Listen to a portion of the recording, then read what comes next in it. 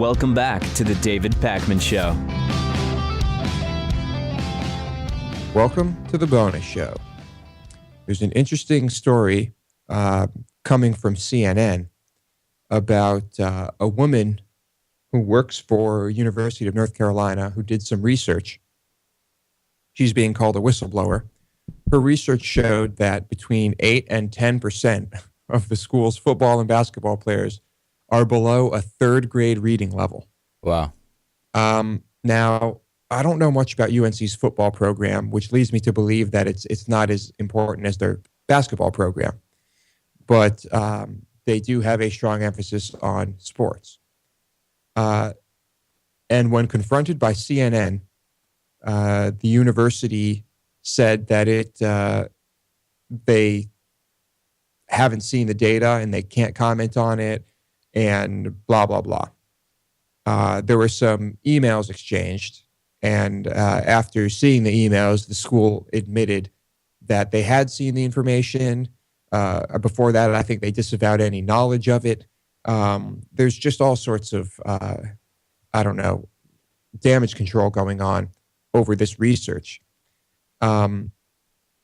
which, of course, we would expect. I mean, we know how athletes are treated, first of all. If you're an athlete at even in earlier education, you could pretty much get away with murder.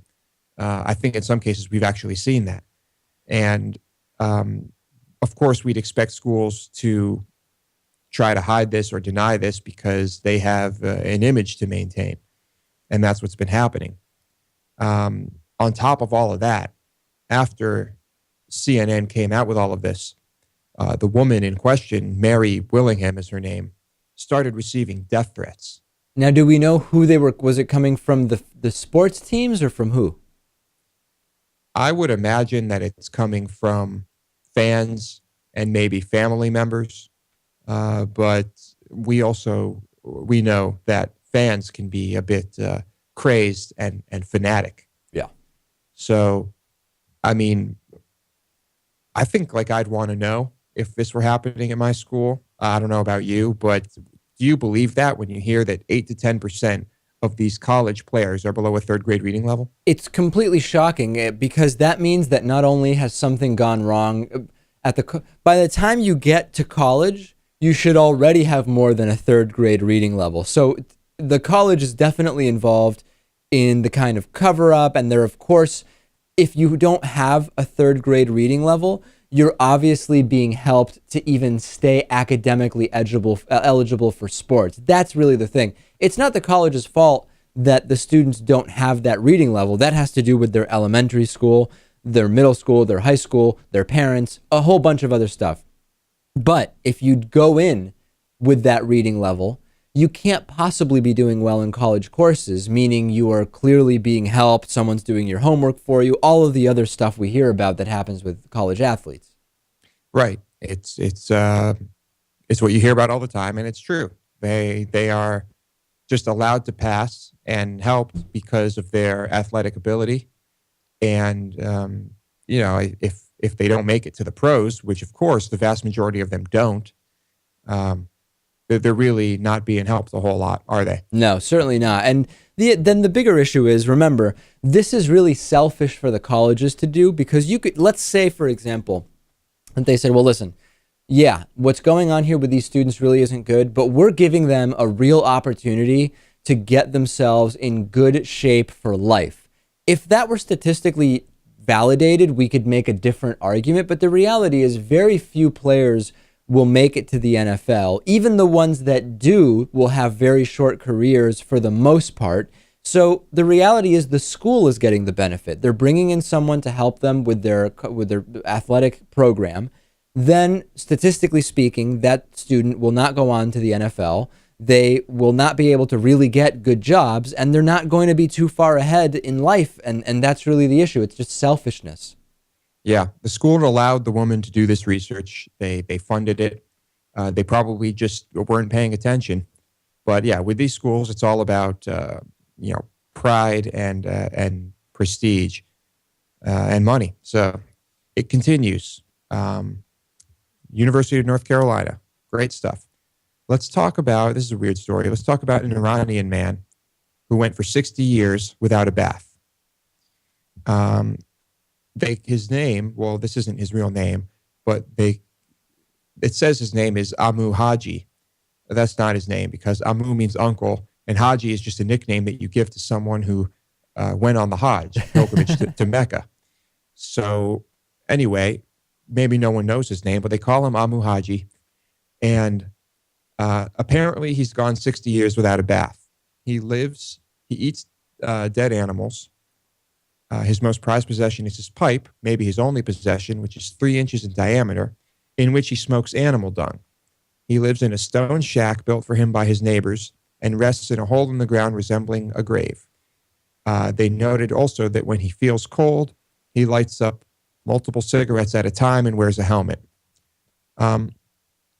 So, you have to assume that there's some type of mental illness here. But what I find fascinating about this is that he does not seem to have any health issues after going 60 years without a bath, eating carcasses, and smoking animal dung. What are your thoughts on that? Yeah, how can we really validate that he hasn't bathed for 60 years? And what's it like? What does he smell like? I imagine he smells terrible, but there are pictures, and the pictures are pretty convincing. What I find interesting is that his arms and his hands, they look like stone. He looks like the hands of a gargoyle or something. They don't look real. It's absolutely incredible. They look just so rough and crazy. You have to see the picture. I don't know how you'd find this. I guess I think he might be in the Guinness Book of World Records now or something. But his hands look the skin almost looks like an elephant's skin. Right. Yeah, that's what I would imagine. This is crazy. I don't fully understand it. I'm fascinated by it in some kind of way. It's just very, very unusual. Does no one ever say to him, hey, you could shower at my place or something? How is it? Is it like is he proactively not showering for a specific reason, or it just hasn't come up for 60 years? Well, I think he is homeless and completely destitute. So I don't know. I think between that and apparent mental illness, excuse me, that it just hasn't happened. But he's got some type of world record going on now. Incredible. Interesting stuff. Amu Haji, everyone. Amu Haji. All right, let's talk about Florida. We covered the story of Marissa Alexander. This was the woman who received a 20-year prison sentence after firing a gun in the air when being threatened by her estranged husband. The conviction was recently thrown out by an appeals court, and she's scheduled to have a new trial this year. In the midst of this, Florida legislators are trying to get legislation passed that allows for you to fire warning shots. There's a lot of I don't know, just confusion with these laws in Florida, Stand Your Ground and a few others, that lead me to believe that had this woman just shot and killed her husband, she might have received no prison time at all and just been able to claim Stand Your Ground, her being the only witness to the incident. Yeah, that's been the ongoing thing. And some stuff has come out after the case, after the incident, where some people are doubting some elements of her story and different things. And you're absolutely right that if she had shot and killed him and there had been no one there, let me put it a different way. Let's say that George Zimmerman had shot and not killed Trayvon Martin, right?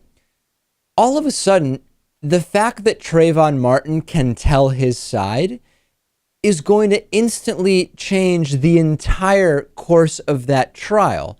And conversely, we can assume that in this case, where part of the problem for Marissa Alexander was that her husband was able to deny some of the things she said about the circumstances leading up to the shooting, had he died, there would have been, it's crazy, but it would have been a simpler case because she could have just claimed self-defense. I shot him. He died, period. So the entire system of law is a complete mess.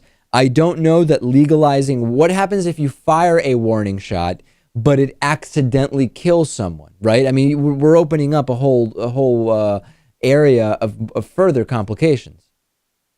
Right. So we'll see what happens with it. I mean, I guess this is a good law. If I'd rather people be firing warning shots. You don't want people to have to think that they would rather kill someone if they're worried about getting a 20-year prison sentence. But that's where it's tough, Lewis. Shot into the air. You don't want people to think that they're better off legally killing someone than firing a warning shot to scare them. At the same time, the legalization of warning shots could certainly make it seem like now a warning shot is less of a big deal, and more people are now firing warning shots in situations where they don't really need to be, because they say, hey, it is legal to fire warning shots. It needs to be very clear. It's legal to fire a warning shot as what? As self-defense when you're in fear for your life? Or in what situations? When you've been given the wrong change at the supermarket, right? There need to be clear guidelines here. Right. And now then you've got a situation where someone pulls out their gun to fire a warning shot because they feel in danger with no intention of shooting anyone. Someone sees them do it and shoots them thinking that they're about to go on a shooting spree. Right. Or the person that they are going to fire the warning shot because of pulls out their gun. I mean, it's just... The firearm situation in Florida is a mess. It's just an absolute mess. Yeah, it is a mess, but we'll keep our eyes on it. And I'm sure we'll have plenty of interesting stories coming to us from Florida. Remember, the Indiegogo campaign has officially launched today. We emailed our members over the weekend. If you want us to do a fifth show, please help out here. This is a very simple concept. We're trying to expand the show. We will do more shows. We are trying to raise some money. Check out the perks. We've got some awesome stuff going on. We pre-launched the campaign over the weekend, Lewis, and got 20 or so contributions.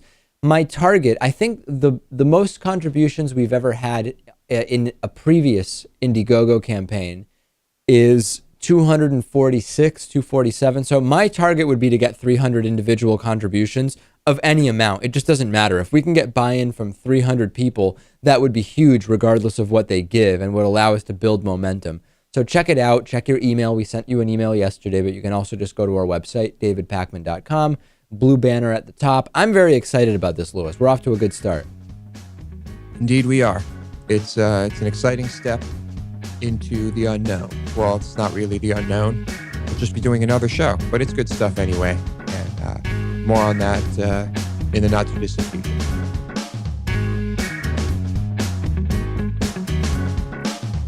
The David Pakman Show at davidpakman.com.